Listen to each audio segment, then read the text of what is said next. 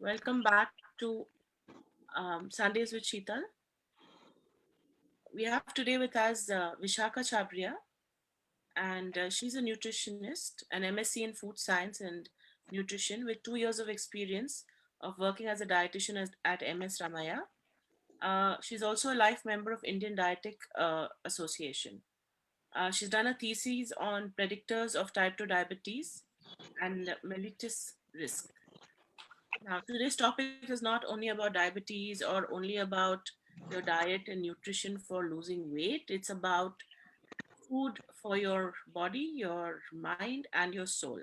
So there's a intricate connection between all of it. And like they say, you are what you eat. It's not about thin fat. It's about healthy. It's about healthy in body, mind, and soul. So, we're going to discuss a little more about all the three aspects and the connection to food, which is also a passion of mine. So, this topic is of special interest to me. So, welcome, Vishaka. Thank Thank you you. so much, Sheetal, for that beautiful introduction. It means a lot to me. And yeah, you're absolutely right. There is complete connection between food, body, mind, and soul. And in terms of food, if we talk, it's connected to the body in the terms of diseases and in terms of illnesses and in terms of well-being. And in terms of mind, it's connected to our emotions. Most of us are connected to emotions in a way that we connect food to emotions. We don't even think about other means of releasing our emotions. We just get into food. That's true. And in terms of soul, once the body and mind is happy, the soul is happy. True. Very true. That's right. Let's take this one step at a time. Yeah. Talk about the body. Now, we Okay. all know about fat diets, we know about losing weight, optimal weight, but the trend I'm seeing is that your weight really has nothing to do with your health and fitness. I've seen in the recent past a lot of young people who are gym rats, who are thin and fit, having biggest issues with sugar, with diabetes, with cholesterol, with having heart attacks very early on. So I'm not saying that being extra overweight is a good thing, but I'm saying that's not the only correlation to health and fitness. So That's right. let's talk about the importance of food in staying healthy, not staying thin or fat. Yeah, That's let's right. take it It's, from that. it's about it's about actually we need to make small changes in our life. Maybe we are all living in a sedentary life right now, and if you see in this COVID era, each of us sitting at home has developed certain mental stress, right? Sitting at home, looking into the system all day, and then sitting like couch potatoes, not having any physical activity, not roaming around anywhere, and it has become such that we don't have even time for our mental like balance. We can go into some soothing music or something like that. We are not finding time for that. Some release, Right. some form of release, we are not getting that. Correct. And in terms of food, if we see, it is first, as you said, the body is connected to the diseases. That's right. And nowadays, due to stress related diseases, it is more of, like as you said, obesity is there, and then it is more of metabolic like stigma altogether. Not only obesity, you get into cardiovascular illnesses, you get into reproductive illnesses as well because of sedentary lifestyle. Right. And apart from that, it's better that we concentrate a little on knowing ourselves and trying to analyze ourselves and our food patterns and getting into healthy eating. Correct. That's right. So now I also want to know that I'm somebody who gets triggered very. So there are triggers for binge eating, there are triggers for emotional eating. Can we talk a little bit about those? Yes, that's right. There are triggers for all of those. As you see, I've faced a lot of clients. Okay, they any small thing triggers them. Maybe a small happiness which triggers, and then there is depression which triggers. There's loneliness which triggers. There's anger which triggers, and all these when it triggers, you know what they go into? They go into terms of releasing in the way of food. Like some of them, they like chocolates, they like ice creams. So when we say take a chocolate just to like improve your mood, some of them will take a big bar of chocolate. They will have to have only one or two pieces, as we suggest only for food, like mood increasing and everything. They tend to eat the entire bar. Like you finish the entire bar at a time. That is not right. And some others will take a big tub of ice cream. They will have to eat just one or two spoons out of it just to give that mental stability. But they also tend to eat the entire bucket. Okay. And when that happens, they go into guilt. Then when that guilt comes in, they will go into purging. Purging is again that you feel that you have eaten too much. You need to go and either vomit out or do more exercise. That, like, the mental stability is like that. You become unstable, that you have to do something to get over that guilt. So is there some way to control a trigger when it's happening? A trigger when it is happening, that's what, when I screen share, I will explain everything in detail. But yes, there are many methods of maybe small miracles which can change your mental thinking. Your aspect has to change. Once your mental aspect is changed, then only will your body be fine. And once your body is fine, you're mentally fine. And then as you're mentally and physically fine, you're spiritually fine as well. So basically, it's a relationship with food that we need to make healthy. That's right. You need to include healthy options. So when we do your screen sharing, you're going to be discussing the food disorders also? Food disorders, I have just included a few common problems. See, because this topic is vast.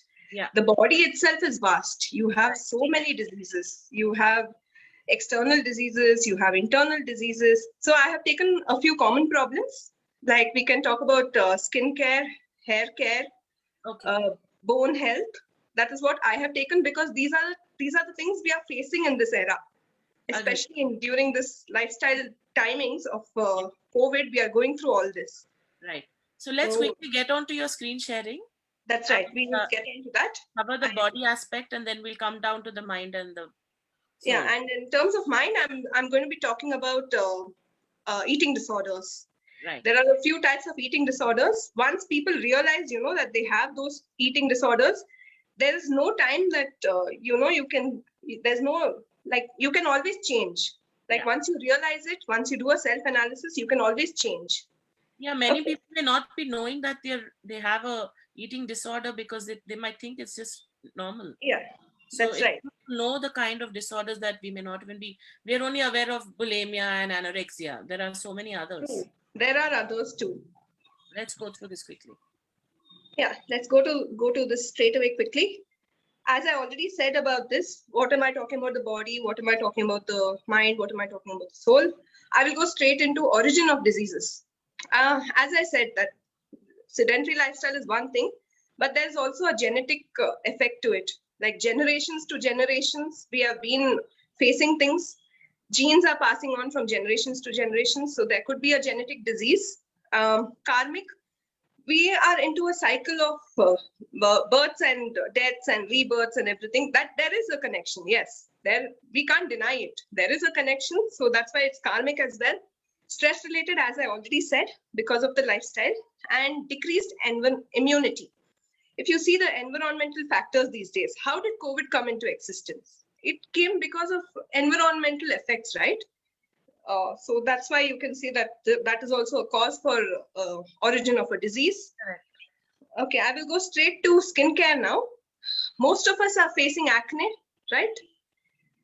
Stress related, and then suddenly you just look into yourself in the mirror and you have a acne present there, and that again triggers a lot of things. Okay, that we all face. It's not only you, it could be me also at times. Absolutely. Okay, why do we get acne? The main things are from the food and the stress. Food in the form of like when we take high glycemic index foods. These high glycemic index foods, they increase the oil production, like they increase the insulin. The insulin further produces oil in our body, and this oil has no release, no outcome. From where should it move out? So it comes out as in the form of acne. Okay. So in terms of acne, we say that you should be avoiding all sugary foods and high fried foods, Apart from that, include more of fruits and vegetables. They are high in antioxidants, and antioxidants promote anti-aging. That is the mantra. So what you can do is take vitamin A rich foods like or which are yellow to orange in color, which are like carrots and papayas and apricots, those kind of foods. Okay, and omega-3 fatty acids are essential for anti-inflammation. So that again will be like walnuts and flax seeds. I know flax seeds and all these seeds which are come new into superfoods. They are called as superfoods. You can't really include them as such, but what you can do is roast them and just add it to your salad and make it healthy. That's all. Make your salad healthy. And then there is one more good thing in tomato. Tomato has a pigment called lycopene. And this pigment is really good for skin smoothing. And when we take a tomato, you can take it in the form of salads or ketchups or even gravies. And we always say that when tomato is cooked, it increases the bioavailability of lycopene. So that's a good thing for skin smoothing. So that can be included. Then vitamin C, if we see it, it has a tendency to produce collagen. And this collagen, it strengthens the blood capillaries, which are providing nourishment to your skin. So that's why if you include vitamin C, it would be great. That would be in the form of citrus fruits, bell peppers, and kiwis, and all those. And then vitamin E. Vitamin E, it reduces cell damage, basically. So that is seen more in almonds and sunflower seeds. Almonds, if you see, it has more of HDL cholesterol. That is good cholesterol. So whatever LDL cholesterol is there in your body, it tends to reduce it. So how many should we eat ideally in a day? Ideally in a day, in terms of almonds, you can take 2 to 3. That's all? Yeah, that's all. If you overdo, it will increase your calories. With skin or without skin? Soaked or not soaked? That depends on your personal choice. But if we say in terms of soaking it, the nutrients increase threefold. So it's better to soak it. But you can eat it with the skin or without the skin? Without the skin or with the skin is your choice. You can eat it either ways. Fine. And what about bell peppers and broccoli, like you said? Should they be, they don't lose their nutrition while cooking? No, they don't lose their nutrition as such while cooking, because some foods, especially when you cook it, it increases the bioavailability of nutrients. Okay. So it is good to cook it. And broccoli, especially, not overcooking, but yes, steaming it to an extent will help. Okay, got it. Okay. Next, we move on to bone health. Bone strengthening is an important thing these days. As you see, there are many people who just go in for a bone mineral density test, and then it comes out that you have osteoporosis or osteopenia. So for that, you will really have to increase your calcium needs. Okay. And calcium and vitamin D go hand in hand. When there is vitamin D is required for calcium absorption, and vitamin D is necessary for a hormone called calcitriol. If there is vitamin D deficiency, then there's going to be deficiency of calcitriol in the body. And when there is calcitriol deficiency, what happens is the calcium which you are going to get from your diet, that is not going to be absorbed. So when that is leaching out of your body, the calcitriol will do nothing but it will take up calcium from your bones. So you're directly using up the calcium which was there in your body to support your body is being used up. Okay, so for this, you will have to include more of green leafy vegetables. Nuts, as I said, it could be almonds or walnuts, not cashews. Cashews are high in cholesterol, so that has to be really avoided. And then whole cereals and ragi. Ragi is the richest source of calcium. That's why if you can't eat ragi on direct basis, you could make it in a multigrain form, but just see to that you add it in your diet. Okay. And vitamin D fortified foods can be used, and exposure to sunlight. Sunlight is known as the sunshine vitamin D. So it is really advisable that you go out in the morning sunlight or the evening sunlight, but take that sunlight. What do you mean by vitamin D fortified foods? There are foods which are being fortified in the market. If you check the labels, the foods like oils and your biscuits and your other cereal products, if you look at the label, it says it is fortified with vitamins. Okay. Like vitamins are readily not available maybe from that food directly, but a process of fortification is done and enrichment is done by which you will just get that food. Like you will just get that vitamin D. danger in this is to make sure that the sugar is not high in those products. Yeah, sugar should not be high in those products. That I think they control it, but fortification is essential. Okay, got it. Next, we go to hair care. In terms of hair care, we need high protein foods to promote keratin. Keratin is an important stimulating protein in our body, which promotes hair growth, which decreases hair fall and everything. So that would be with foods like chickpeas, nuts, egg whites, whole grains, milk and milk products, curd especially. And most of the other vitamins and minerals are like it's already present in all the fruits and vegetables. Okay. And then we come to overall immunity. These days, as we see, if we are low on immunity, we really feel low, in our entire day goes low. So it's better that we, increase our immunity by small things. Such that, like in terms of vitamin C, if you take vitamin C, it has more of, like it will promote your health by, it increases the white blood cells in the body. White blood cells are the ones which are very necessary for our immunity. So that is how the things work. And if we take turmeric and other spices and tulsi, they say that these are things which have anti-microbial effects, antifungal effects, and they don't cause infections. So you could be including them for increasing your immunity. Okay, I have a small activity here for everyone. I know I will be explaining this, but post this session, please go back and make a plate of your own.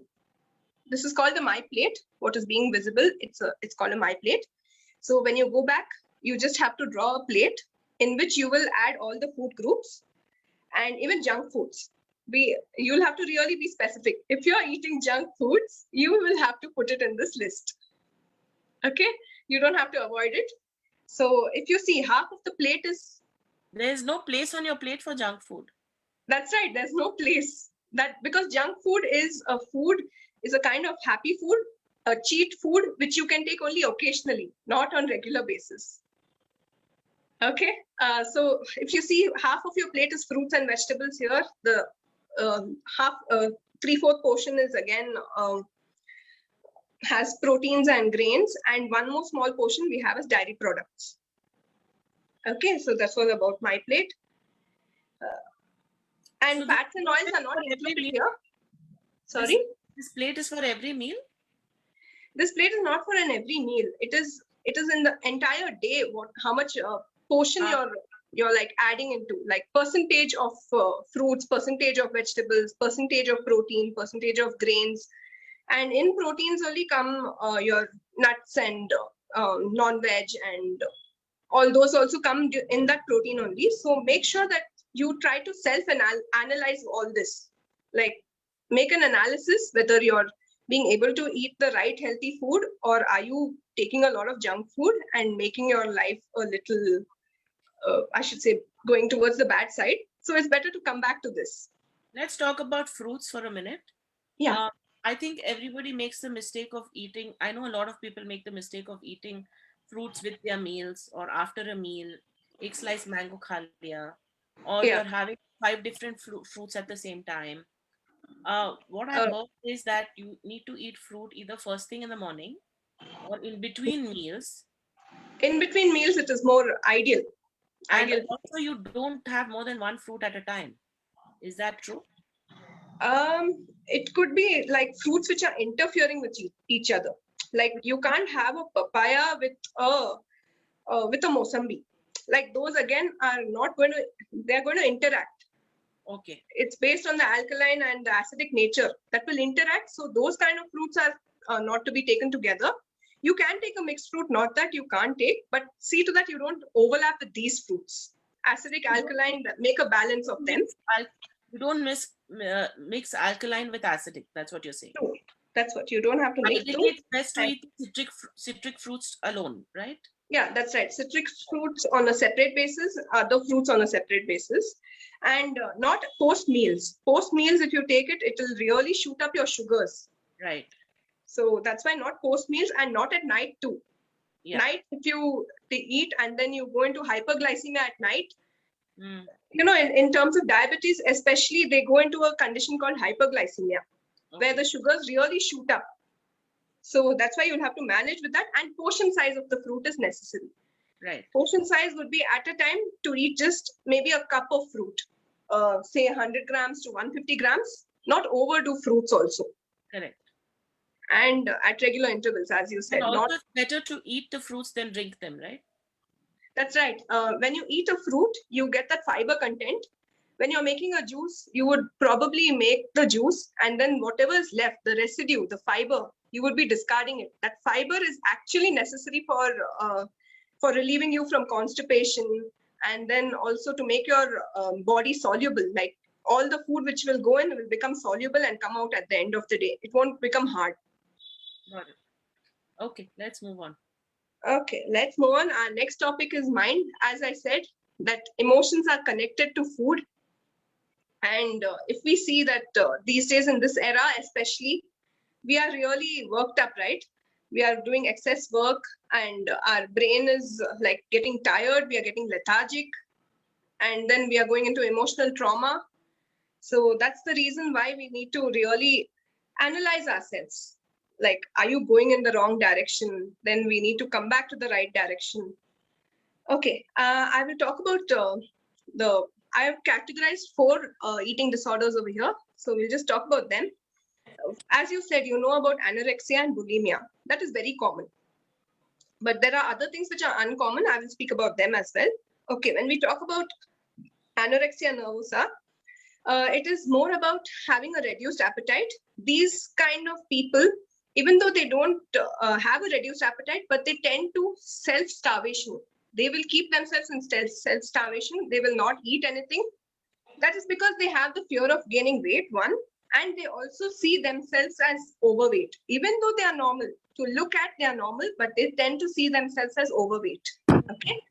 And bulimia, they tend to eat large portions of food, and even though they become full, they will continue eating. And then after that, they become guilty, and then they start methods of purge. Methods of purge would be like vomiting, taking laxatives, and trying to remove themselves out.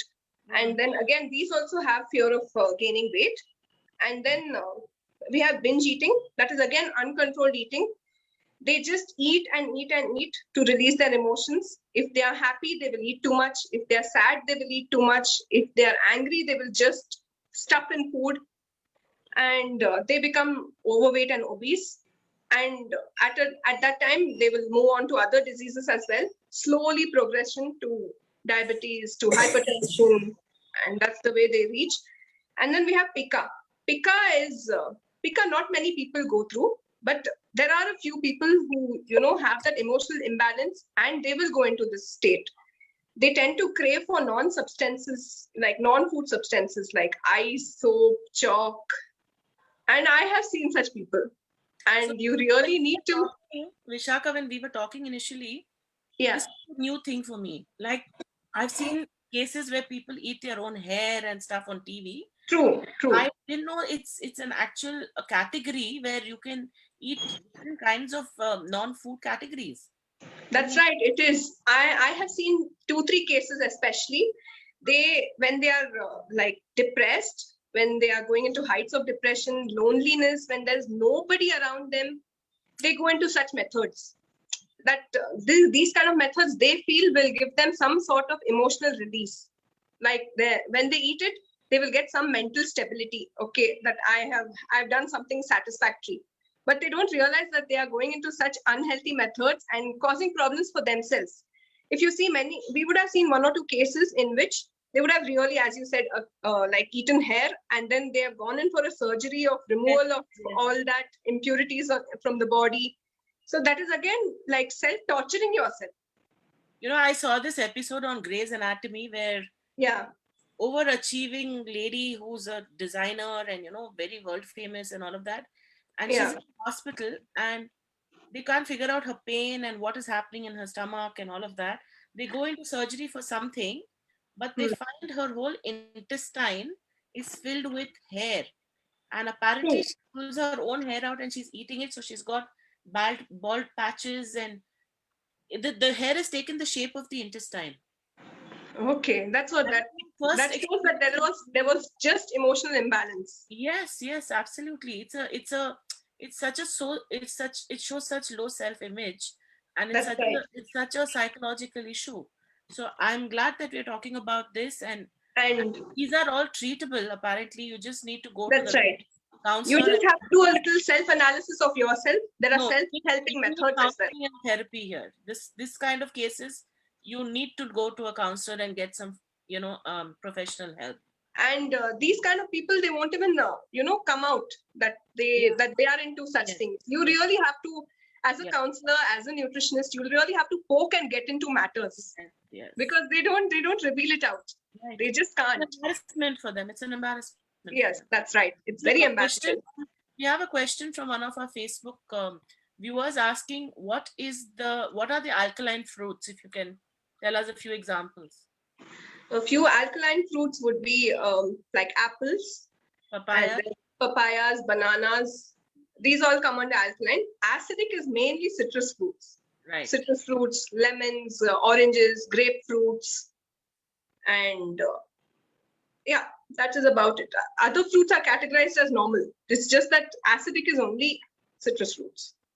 Yeah, there's also nail biting when you're stressed. Really, when you're stressed out. That's right. Nail biting is another.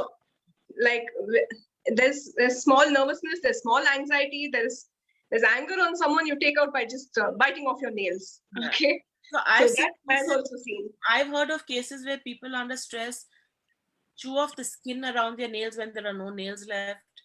That's right. Um, There's all sorts of all these are methods of just self-torturing yourself. yeah. Anyway, moving on. Yeah, That's moving another on. topic altogether. Okay, there are small takeaways what you can do to balance your mind. I thought that this is really necessary because I have seen cases. That's why I've gone through all this. Like I've seen them changing by doing these small lifestyle changes. They have really made changes in their life too. Okay, so first one is, if you're depressed, if you're lonely, kindly go make a call. Make a call to a friend, to a family, or reach out to someone. There are many who are waiting for help. Absolutely. Like there are people who are ready to help you. Yeah. Approach them, they are ready to help you. And then a hobby. A hobby will help you to come out of things. You will like doing something, you will come out of it. Example, my hobby is sketching. I like sketching, I like shading. When I'm in a bad mood, or when I am in a depressed sort of mood, or there are small things which trigger me, I will go into sketching and I will come out of it. Like that, whatever comes out, a masterpiece, an art, a masterpiece, that will keep you really happy. That gives you mental satisfaction. Okay, I've achieved something. I have done something great. Okay, then next would be reading a book. Like whichever book gives you comfort, just go into reading it. Listening to soothing music. Then watch a piece of comedy. These days, you just open your Instagram page, there are memes, there are reels, or you go into YouTube, you just type a topic which you want, there's stand-up comedy, just go in and watch. Right through the first phase of COVID, Yeah. these stand-up comedians who had gone crazily creative on Instagram and YouTube That's right. had kept a lot of us sane and happy.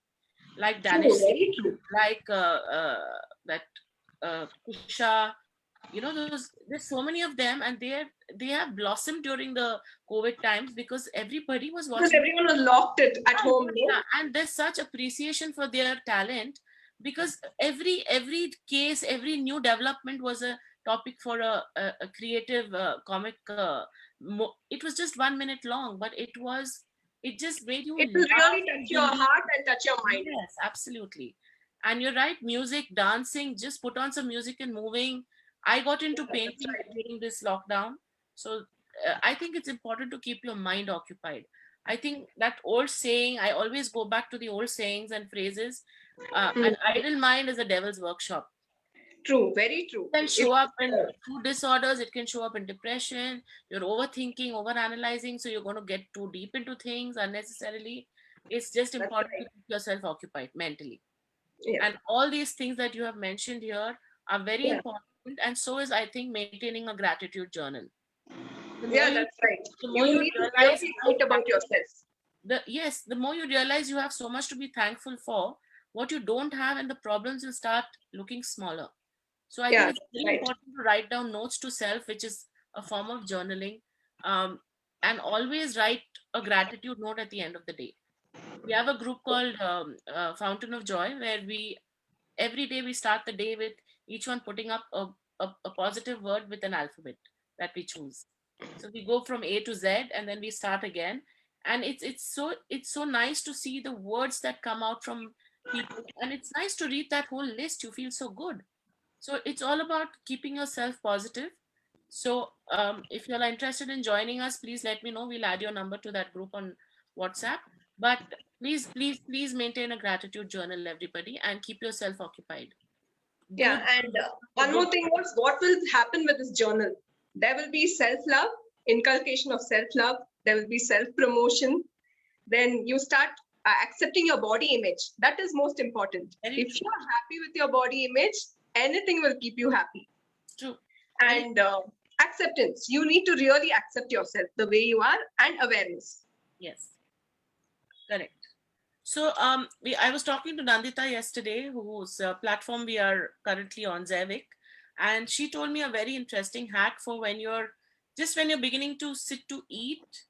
You need Mm. to do this breathing exercise for like 2, 3, 4 counts, just to make sure that you are in a calm state of mind before you eat, so that you don't overeat, you don't undereat, you don't chew too fast, and so that every food that you eat is releasing a happy hormone or a different hormone. So Mm. it's important to eat in a space of joy and happiness and gratitude, so that the right hormones are released, which will aid your digestion also, changing everything from acidic to alkaline in your system. So the breathing is really simple. It's 4, 5, 6. Breathe in 4, hold for 5, breathe out 6 slowly. You just need to do this 4, 5 times before every meal, and you will be in a calmer state of mind before you start eating. So your food will be happily digested in your system and go and give you the nutrients it needs to give you, rather than. It'll be easily bioavailable also. Yes, All your nutrients will be bioavailable. So it will directly go in. absolutely, absolutely. Yeah. So very important, guys. It's just a simple 4, 5, 6. Breathe in 4, hold for 5, breathe out for 6. 4 times before you sit for any meal. Whether you're feeling happy, sad, or whatever, doesn't matter. We tend to eat even when we're very happy. We'll say, okay, let's celebrate. Extra cake kha lete, extra drink kha lete. Just have that those 4 breaths, and you'll still do what you need to do, but it'll be more balanced. So moving on, Vichaka. Yeah, moving on. We move on to our third topic for the day, food and the soul. If there is a concept that if the body is happy, if the mind is stable, then the soul will automatically be happy. You don't have to, do anything to uplift your soul. Okay, that is the thing. And in terms of soul, there are, in terms of yoga and Ayurveda, there are categories of food which they have specified as 3 categories. One is the sattvic, the other one is the rajasic food, and the other one is tamasic food. Sattvic foods are basically light in nature, they are pure in nature, they are organic, you can say. Whereas rajasic foods are foods which are spicy and stimulating, and tamasic foods are heavy and dull. So each food, each food pattern helps you do something. Like sattvic foods will keep you happy, but whereas rajasic and tamasic foods, they are usually avoided in a sattvic diet because they can just bring your soul down. Like they can really make you tired, they can make you feel fatigued, lethargic, and so they usually prefer sattvic foods. And in terms of sattvic foods, as I said, it's organic. It will be more of whole grains, milk and ghee. And especially here in this diet, their sweetening agent is only honey. They do not use even sugar. Sugar also is considered as rajasic for them. So, and then these are all freshly prepared foods. Like they don't prefer to eat any kept foods or any stale foods. It's immediately prepared and immediately had. And apart from that, it's more of herbs and spices they add into these. These, as I already said, herbs and spices will promote anti-inflammatory properties, antimicrobial properties, and anti-infection properties. So that's why that is included. And if you see, in terms of food for the soul, there's no particular food for the soul. It's just that food has become a very physical aspect. Like it's nothing to do with the soul as such, but just that you're putting in that devotion, you're putting in faith. And like we have seen many organizations, they offer the food like to the Lord, or to get some positive energy out of it, to get it blessed, and then only they take it. Why? Because there's a mental aspect to it, that it will be charged, and then when we take it, it will have positive effects on our body. Hmm. So that is about that. And also, when we see that if your body is restless, then your mind is also restless. Body is restless in the form of like having small ailments also. It triggers our mind. Our mind becomes unstable. And when the mind is unstable, the soul also, I think, should be gelling into the same area of being unstable. It's definitely going to get distracted by all these things and not do what it's meant to do. Yeah, that's right. And what sattvic food can help you is, it will help you with calmness. It will give you happiness. It will bring positivity in you. It will change the energies of the food, and also you will have some mental clarity with this. Right. So there's somebody on Facebook has shared that there's a saying that your state of thoughts depends on your type of food. Very interesting. True, very true. And okay, there is something I found for rejuvenating your soul. You can meditate and raise your positive vibrations. As we say, when we meditate, we become calm, we become peaceful, we go into self-awareness also, and then we go into finding divine also. So with that, we are increasing our vibrations. Yeah. Like when you go deep into yourself, you know what is happening within you. And they say that even meditation can help you self-heal as well. Yes. Like you can just remove some blockages from yourself and you will be completely fine. That is about that. Then the next is expansion of your aura. If you like visualize that you're really expanding your aura to a very great extent, there is positivity all around. There is no space for negativity at all. So that again will promote healthy eating also. Then the next is make use of some crystals and aromas to energize your environment. If you have a good environment around you, you will start liking your food. That food will give you benefits as well. So energizing would be through crystals and aromas, as I said. And then the last thing is, as you said, keep a gratitude journal. But I would say, while doing that activity which you said, for a small, that 4, 5, 6 breathing, that time you can also give gratitude to the divine, give gratitude to the heavens above, give gratitude to those farmers from where the food has really come and where you have procured it from. So give thanks before eating that meal. We have to be thankful that we have a meal to eat, first of all. That's right. There are many who are deprived. That we have a variety to eat, that we're getting hot food. I think it's very important. I keep going back to what my grandfather used to do. And all these practices have just gone and diminished over the years. And I think we need to go back to it. My grandfather, before starting a meal, would always take out a portion to feed either the dog or the cow. True. So Adi Roti, he would take out and remove first for the cow, join his hands, say a prayer, and then start eating. The man was the kindest, most genuine person ever. I don't think there's a single soul who didn't like him. I think that niceness comes from all these little things that we do, these little practices.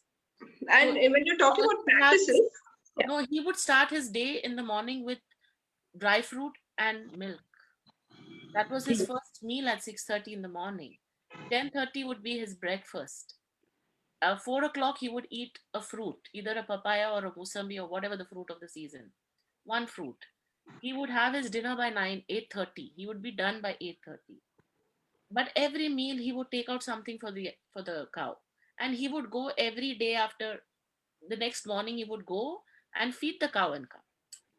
Today I've seen memes where people are paying $200 in US to go to go and hug a cow to feel good. I mean, and I'm thinking, I mean, we used to go with him and feed the cows and feed the dogs, feed the ants while walking in Lalbagh. He would carry a little bag with sugar. So wherever there are ant hills, he would drop sugar on the way and walk. simple practices like this, I think we need to, I know I need to go back and start this again. That's right. We should be starting all those again. And there are also traditional practices, where people used to sit on the floor, like sit with folded legs and decently, fold hands, and then after that start your meal. So maybe that again was bringing up upliftment of the body as well. Yeah. And the way you eat also. That helps you digest, and you'll also eat correctly because your posture is correct. And That's you're right. not distracted with anything else. Today we are eating in front of the TVs. So we don't know what we're eating, how we are eating, How we are eating and how much portion we are eating. how much We we are could eating, be how eating much more. are we chewing it or not chewing it. Yeah. Also, just right. make use of crystals and make your environment good. That's where food plating comes in. If you make your food, whatever, even the most boring food according to you, like ghas poos, which we say, or boiled veggies or whatever, you plate it nicely, you present it nicely, you will feel like eating it. But That's because right. it is food that you don't like, if you don't serve it to yourself properly, you're never going to like it. So Okay, in spend terms the of time. MyPlate, I wanted to say one more thing. In terms of MyPlate, if you're finding your plate is looking dull, like you're not adding more of fruits and vegetables and your plate is looking dull, then kindly add a little color to life, add more of colorful fruits and vegetables. Correct. Then your plate will also start looking appealing to you, and once it looks appealing, you'll start loving it, and you'll inculcate that happiness in you, and thereby your body will also be fine, your mind will also be happy, and thereby the spirit also is great. I mean, how can you look at a plate that's looking pretty and not be happy about it, right? That's right. Secondly, you will go into kya hai us plate mein. First, you'll say, oh, what a pretty food, what a pretty plate of food. So automatically your mind is, in a happy state to go and eat that food. So it's very important, guys, to make everything give you happiness. So whether it's colors, whether it's the look of the food, just balance everything out, make everything look good, it will taste good automatically. Okay, I just had one thought. I just wanted to end my presentation with that one thought, and that is feed your mind, spirit, and body with nourishing thoughts, emotions, and nutrients. So it's not only food, it is also other aspects, like get good emotions into you, nourish yourself with good thoughts also. That's why I call this today food for thought, because that's right. Everything is so interconnected. If you're not in a happy space mentally, you're not going to eat right. Even if you eat, it's not going to digest right. Nothing, no nutrients are going to come in because you've created a negative atmosphere inside. So what should be balanced between acidic and alkaline is going to go haywire. So obviously the nutrients are not going to get absorbed correctly. So once that happens, you're going to have indigestion, you're going to have this, you're going to have that. Mind is not happy, soul is not happy, body is not happy. So food is not just about, I mean, I love food, so I know that's my happy space, but I go out of balance very often, so I need to focus on the balancing bit. But I also the balancing bit, it comes through many things. Like you don't have to only see the food aspect, you need to really go into the physical activity aspect as well. Okay, we really need to do the physical activity in the form of yoga, or at least a brisk walk into nature. When you walk into nature also, there are I know in the environment nowadays there are a lot of viruses, true, but then there are some beneficial things as well. No, absolutely. The vibrations, yeah. But for 20 minutes after your meal, you're not supposed to exercise because it messes with your digestion. So if you have to do anything, pardon? Not after meals, like early mornings or late evenings. Yeah, that's what I meant. No, many people tend to walk after a meal to digest. True. It's a bad idea, guys, because it messes with your digestion, because your body needs to focus on one thing. So if you're asking it to exercise and walk, it's distracting from the digestion process. So you need to sit in Vajrasan if you can. That's the best thing to digest. Give it 20-30 minutes and then you can have a walk, but not a brisk walk. It has to be a very, it can be a step count, but it can't be a cardio workout. So True. Yeah, so that's one thing. So tell me, Vishakha, now if you have to tell me 5 things I need to change to get healthier, to get fitter, and to get thinner in that priority. Small lifestyle changes, as I said, one. Then the second thing would be concentrate on the portion size. look So into your plate. don't just say lifestyle changes. Be specific. Tell me what I need to do. Okay, that's what. Look into your plate. Check for the portion size. If you're consuming too much of a quantity, like in terms of rice, we say that, especially in South India, we tend to have mountains of rice. That is our tendency. We get a mountain of rice and we are happy. Yay, we got a mountain of rice. But no, that is not right for you. You need to balance it with the rest of the meal. So the quantity of rice would be around, say, 100 grams or 150 grams, along with rotis, and salad. Salad is the main incorporation which is required for today, because salad, if you see, it is high in fiber also. Okay, and once you start your meal with salad, it will tend to make you full also. You won't tend to have too much quantity of food also. So if you start with the salad, that would be great. Then portion control would be the second thing. Then the third thing would be, I would say, to boost your immunity, you should be having lime water every day, especially in the morning. Just have lime water. That will charge up. I'm going to get into a little bit of this. Yeah. Apparently, we are not supposed to have too much lime. It's supposed to be maybe half a lime in a glass or lesser than that with just honey, 4 drops of lime. Just 4 to 5 drops of lime. I know people who squeeze out a whole lime and have it with warm water. water. No, not like a lime juice. In your body. You're creating a lot of acidity in your body by doing that first thing in the morning. So you're supposed to just put a few drops of lime in a glass of lukewarm water. Honey is optional. It doesn't mean you can put a whole spoon of honey. If you've put 4 drops of lime, you can only put 4 drops of honey. True. Do not go over. I've seen that happening over the years in my house also. So we have a lot of nimbu, we'll have a lot of honey, and you're defeating the purpose basically, right? That's right. So and by adding a sweetener, again, you're adding calories into yourself. Calories also, but also just everything in balance is what I'm trying to say. Nothing, even a good thing like a lime, which has no calories, too much of it is still bad. It's not about it's not about a particular food being too much or less. It's about everything. It was going to give you benefits. It will lead into acidic conditions of your body. Then you will have regurgitation and again problems, gastric problems. Exactly. And acidity is a big issue. So you need to be careful about that. Even those who are having apple cider vinegar in the mornings. Yeah. How much apple cider vinegar are you supposed to have? And if you're having apple cider vinegar, should you be having nimbu juice? No, you should not have two things together. It's just anybody that, na? Yeah. Ye pani piyo, wo pani piyo, ye wala methi pani, jeera pani, ajwain pani. There's 1,000 panis to drink. But if you're having apple cider vinegar, it's already acidic. And that's 1 spoon in a whole glass of water. Not more than that. Not more than that. That's right. Am I right? Or is there another? No, it's absolutely right. And it should be warm or room temperature? Room temperature for acidic, room temperature for the vinegar, sorry. But for lime, it should be lukewarm. Okay. Yeah. So if you're having lime, don't have apple cider vinegar. If you're having apple cider vinegar, do not have.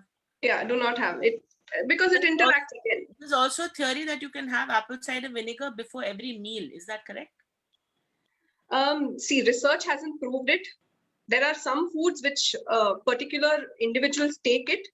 It's basically their mental acceptance. You know that if I do this, I am going to really get benefits out of it. So that's why they are doing it. Right. But if you really go into research hasn't proved anything like that. It's your own mental interest you're doing it. It's your own belief you're doing it. Okay. So and if you overdo something, it's not good. Yes, I agree. So stick to 1 glass maybe in the morning with one. Maybe in the morning. And through the day, maybe we can have the infused water, which is with a slice of lime, not the juice, just a slice of lime or the rind with some. Okay. That will be like a form of detox water. Yeah. Now tell me. And I wanted to tell you one more thing. You have to really maintain your timings. Right. Timings of food is very essential.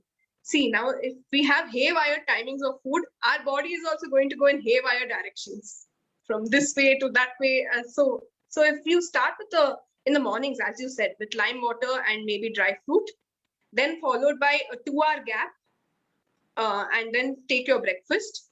Okay, and breakfast again should be with like a controlled sort of portion size, and see to that with your normal breakfast you're including a protein item. Protein item, why? It will help you to for tissue building as such, and also to make you to keep you full, like you don't feel hungry again and again. Okay, for that. And too much time gaps in between will cause you gastric issues. Like there's production of gas when there is 4-5 hours gap between two meals. There's going to be tremendous gas formation. There's going to be bloating, and once you get into that bloating, you will think you're increasing weight. That is not your weight. That is the gas, which is just it has no outcome, no place to get out. That is why it's increasing. So after your breakfast, preferably at 10:30, 11 o'clock, you could be having a fluid like buttermilk or fruit juices. We'd say no, because you can have a fruit directly at that time. So buttermilk with a fruit, buttermilk with some salad, something like that could be incorporated at that. And that is the right time for a fruit, as you said, not with meals. As I said, it could increase your sugars. And then at around, again, after 2 hours gap, maybe your lunch, 1:30, 2 o'clock, you could be taking your lunch. Lunch also, as I said, start with a salad, then go on to chapatis and then rice, and then try to include more of veggies, green veggies and dals, a katori of dal, a katori of vegetables, a katori of curd, and again buttermilk again, because buttermilk, as you see, it is just a fluid, but it really promotes the probiotic effects it has. It's a good thing for your gut. Interestingly, I found out very recently that there's this misconception about curds being cold for the body. It's actually not true. Curd is not a cold inducing thing. It's a That's heat. right. It's a heat infusing item, but it's when you have it as buttermilk, Hmm. chash, is when it has a cooling effect. So you can have curd at any time, guys. There's no restriction on when to have There's no curd. restriction on curd and yogurt and buttermilk at any time of the day. Yeah. You could just So take it anytime. you avoid cucumber and curd in the night because it creates pith. That is Yes, true. that's right. So if you're having a raita, then you don't have a cucumber raita in the night, but you can have curds in the night. As long as you're not having things that don't go well with curds or milk products, right? Yeah, that's right. Yeah. There should be things which don't interact with each other. Yes. So what would interact badly with milk or curd? Tell me. What would interact with milk and curd? With milk and curd, as I said, citrus fruits won't go. Citrus, anything won't go with milk and curds. It'll be like curdling system in your body. Yeah. So that won't go together. And then preferably they say even non-veg. Non-veg you cannot have with, like you have a non-veg meal at night and immediately drink milk. That is really going to interact again. So there are a few things like that which interact. Maybe we can have another session on interacting, because there are lots of foods which have interactions as well. And yeah, I was talking about lunch. So after lunch, again after 2 hours would be an evening time. So preferably have a tea or coffee with biscuits. Again, biscuits also these days, people are tending into cookies and cream biscuits and all, and which is really high in calories and really high in fat. So it's advisable to have biscuits also, like Marigold or Mari Light or digestive biscuits. Those would be preferable. How many? Sorry. How many biscuits? That is very important. Yeah, biscuits would be only Mari 2 to 3. biscuit. We think it's Mari biscuits. It's light Mari. It's healthy. So 4-5 kha lo. No, only 2 to 3 biscuits would be preferable. And if you don't prefer biscuits in the evening, there are many people who come to me and say, we don't eat biscuits only, give us some other options of eating. So at that time, like not with tea or coffee, but you can include sprouts at that time. Or if you want, you can include puffed rice. Puffed rice is a good healthy source. And you don't have to deep fry it or anything. You just have to lightly roast it, add a few spices in it, and that is fine. You go well with All it. these diet bale packets and all this nowadays, these are all puffed rice only. What Yeah, in these are Bangalore we puffed call kadle puri. So get Yeah. that home and roast it. Get makhana. That's a great. Yeah, makhana also is there, and chana, roasted chana, they say. roasted chana. There's actually a lot of diet food available, guys. You're even getting nippat and all, which is baked nowadays. Yeah, So baked there are now. options for everything, even if you want to take it to the next level. But Karuna, Masi, I hope that answers your question. You can have biscuits in the morning and evening tea, but it can only be two biscuits. 2 to 3 biscuits. And which means you've already got that amount of carbs in yours, so you'll have to reduce the carbs in your other meals. Yeah, So that's right. again, it's all about balance. Triveni is asking if flavored curd is good to have in the night. Flavored As curd long is as I think as long as the curd doesn't have sugar in it, it's fine. yeah, not high content of sugars. Yeah. And yeah, one more thing I wanted to say was evening snack again. You could have bel puri. That is a very good snack. You know, you're having even your carbohydrates along with fruits and veggies in it. So that's a good component. Or you can have wheat bread in the evening or a good roll. You know, fill a lot of salad into that roll and make it a healthy portion. And then, or a soup, a good helping of soup, especially in winters, a good helping of soup will help you out. And then your dinner should be same like lunch, but try to cut down on rice at night. That's all. Only rice, or should we cut down on carbs itself in the night? Carbs as such, because if you see traditionally, they used to end their meal by 6:37, and they would say nothing more to eat at night. You know, just end our day with a light meal, and go to bed with a peaceful sleep. And preferably, what I would say is, yeah. So now, would you suggest we avoid carbs completely, or not have No, only no. rice in the night? You require carbs. For It's dinner, not that for dinner. for dinner. For dinner, no, it's not that you need to completely cut down on carbs. You need certain amount of carbs, and it is body to body. You know, when we make a diet chart, we go into body analysis first. We go into fat analysis. We go into the BMI. We go into your ideal body weight. Based on that, we split the calories and everything. It is not that, in an instance, I can tell you that, cut down on this, cut down on that. We really have to do an analysis, after which only we can segregate how much calories from carbs, how much from protein, how much from fat. People who have given up carbs completely for 3-4 months and are fine. Keto is like keto diet is there, high fat diet. That's right. But I also feel people have to be very careful and not do that on their own, because it can cause a lot of kidney issues. Kidney issues too, and also cardiovascular issues too. You can reduce your carbs.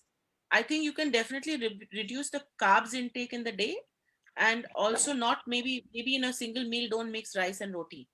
I think that's easy to do. That's right. Having rice, don't have roti. If you're having roti, don't have rice. Like she or said, it's control the portion of rice. That's all.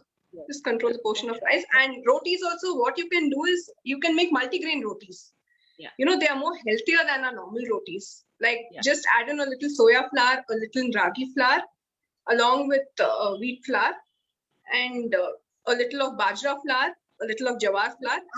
Are these multigrain rotis difficult to roast, difficult to belo, difficult to? Do they taste? Do they become like fulkas, or are they heavier? No, they don't become like fulkas. They will be like flattened, but there will be slight changes in taste. But what doesn't taste good is always healthy. That is what we tell as dietitians. Whatever is not tasty is really healthy for the body. Unfortunately, and all that we love to eat is actually quite unhealthy. That's right. And what we talk of junk foods is also going to be only cheat meals. That should be only like occasionally, not regularly. Yeah, occasions. So tell me, a lot of us eat non-veg. Yeah. In terms of non-veg, weekly once or twice is fine. Portion control has to be taken care of. Like you can't indulge in, like when you go out on a meal, you go to some biryani place and there you literally like drool into it. That's not right. The quantity needs to be maintained to, again, 100 to 150 grams. And if you're taking that 100 to 150 grams in a particular day, you want to eat it in the afternoon, you want to eat it at night as well. So kindly split, like take one piece in the afternoon, one piece at night. But there are people who, tend to have it two times in the day with major portion quantity. So that needs to be really controlled. So eating only non-veg that day with some salad or something, isn't 150 grams too less for the whole day? For the whole day. Red meat. I'm not talking red meat. I'm talking chicken, fish. If you're having that, then you can increase to about 250 grams. But if you're taking like hardcore red meat, and when you're taking meat also, it should be skinned out meat. Yes. Like low fat, lean meat. Yeah. That's right. And egg also, when you're take only the egg white. do not take the yellow because the yellow is high in cholesterol. So it's preferable to have only the egg white. Yeah, Nandita saying knowing your body is most important. Yes, Nandu, that's very true. Karuna's asking, is it fine to take isabgol, that is psyllium husk, daily to flush out the toxin and to have a healthy bowel movement? Are there side There, effects to having isabgol for a long term? I'll have to get back on that because there are some studies which say that it is really good. It will help you out because it's high in fiber content, right? Yes. So it will really help you out. But over a period of time, if you take it regularly and that too in limited quantities, yes. But if you're overdoing it, then I don't think it's going to help you in any way. Instead, it will develop into more problems, create more issues. The body will eventually get used to it and it will not work eventually if you're taking too Yeah, much. eventually it gets immune. Your body just gets immune to it. Anyway, I shall get back about that. Get back to me on that. There's another question from Anita. Multigrain and brown bread, can gastric people eat, and which dal should they eat? People who have gastric issues. I know Um, people with IBS generally can't eat any dals. Some people just can't do dals. no, you can have dals, but that again will be under portion control. Like in the entire day, you can just have 1 cup. That also the dal should be strained out. You will be having only the dal water. The dal water has more of nutrients, so it will cover up that with that dal which you're not going to have, which maybe someone else will have. But the water which you could have will give you all the benefits. So What we do you usually mean say, water? like when you prepare dal, you're pressure cooking the dal. Yeah. Okay. Then there is the residual water on top, right? You may strain out the dal. Somebody else can use that dal, or you can use it for some other food product. But that water which is there, that is dal water. We call it dal ka pani. That you can take in IBS. It will really help you. Like you will get the protein content also. So Anita, this is the strained dal after it's been cooked. Don't mix it, don't mandira it, don't whisk it, nothing. Just before you do anything to it, sieve it. That first bit of water that comes out is safe for you to have if you have gastric issues. And that you can have with any dal. Yeah, that is any dal. Isn't the sambar dal more gassy than the other dals? Tur dal is considered as the highest gas forming. Yeah. Apart from that, you can just have the other dals. But tur dal also, as I said, you're just taking the water, so it should not affect you much. Okay. You're not having like if you're having dal, in South Indian meals, you tend to have sambar, you'll have this, you'll have that. The kosumbari has dal. Then you're having an appam or a papad with it. That is dal, and that is fried dal. And then you're like belching in the end, and you're thinking, oh my God, the meal was too heavy. It's actually not the meal. I think if you didn't have the papad with it, you'll be fine. That's right, because you're adding papad, I think, is a dangerous food to have if you have gastric issues. Papad, if you see, it's not only about the fried part of it. It has more of salt. You're adding a lot of salt for preservation. So that's the reason why papad becomes another thing altogether. And in your entire day, your salt content should be just about 2 to 3 grams of salt in the entire day. But from this one papad only, you're like getting 5 grams. Yeah. Okay, and pickles. Pickles is one more thing which you should be completely avoiding. Because we are again adding oil for preservation, there is too much salt for preservation. So if you could just avoid the two, it would be great. I agree. See, once in a way, it's okay. Certain meals required, it's fine. But you can't have it with every meal, especially not if you have BP issues. Yeah, BP issues, no. Complete no. Yeah. Those with kidney issues, BP issues can definitely not do pickles and papads. Yeah. Nandita says isabgol is good to break the digestive cycle once in a way. So don't have it every day. This is actually a stopgap for you when you can avoid taking a laxative. So if you need to have a clear motion, please have isabgol, but don't. Your allopathic tablet should be the last resort if you're facing constipation issues. But otherwise, isabgol is a safe thing to have. Maybe not every day, because that's what, as I said, there's no particular research done. Your body, if your digestion is good, should be able to excrete on its own without this external help. And from now on, if you include fibers in your diet, that would be really good. Like in terms of salads, if you include, then oats also has certain amount of fibers. So when you take all these rolled oats, especially, like you can have date bars and have rolled oats in it. So those kind of things will really improve the fiber content in your body. It will soften your stools. You won't have to put much pressure also in terms of all this. Right. So as I feel is just increase the fiber in your diet. As I said before, every meal have a salad. Yeah. Salad would be also include a lot of greens, please. Green leafy. Yeah, green leafy vegetables. Not Yes. just your not your garden salad which you get, which is just onion, tomato, carrot is great, but add some green leaves to them. Very Yeah, important green for your leafy vegetables and fiber. bell peppers. Bell peppers are the best. Peppers are very good. Yeah. Yeah. So you can jazz up your salad with your flax seeds, with your walnuts, with your badam, with your That, as I said, in roasted form. In direct raw form, it won't go. So roasted form, yes. So roast it and put it in. You'll get your daily nut nutrition also. You'll get your greens. It'll elevate your salad also. Yeah, So, and you will get the antioxidants also, the required antioxidants. Absolutely. We really need it for anti-aging. Absolutely. So that's a great conversation today. If there are any more questions, please let us know. You can also send us questions after a bit on our group, on our WhatsApp group, or on our Facebook live page right now, which is going live on Facebook on Zaivic India.com, Facebook page of Zaivic. Please put it on your comments and Vishakha will respond to you there. I will surely respond on an offline basis also, or online platform also. I wouldn't mind. I would do it. So, Vishakha is a dietitian and nutritionist. So anybody who needs to connect with her one-to-one for consultation, please do. Vishakha, please share in the chat box your number and email ID. Sure, I will do that. Thank you so much. Can connect with you directly. Neelam, if you could post the same information on the Facebook comments. Thank you guys. Thank you very much. The idea is to just come up with life hacks, small baby steps towards bettering our state of mind, our state of body, and our state of soul.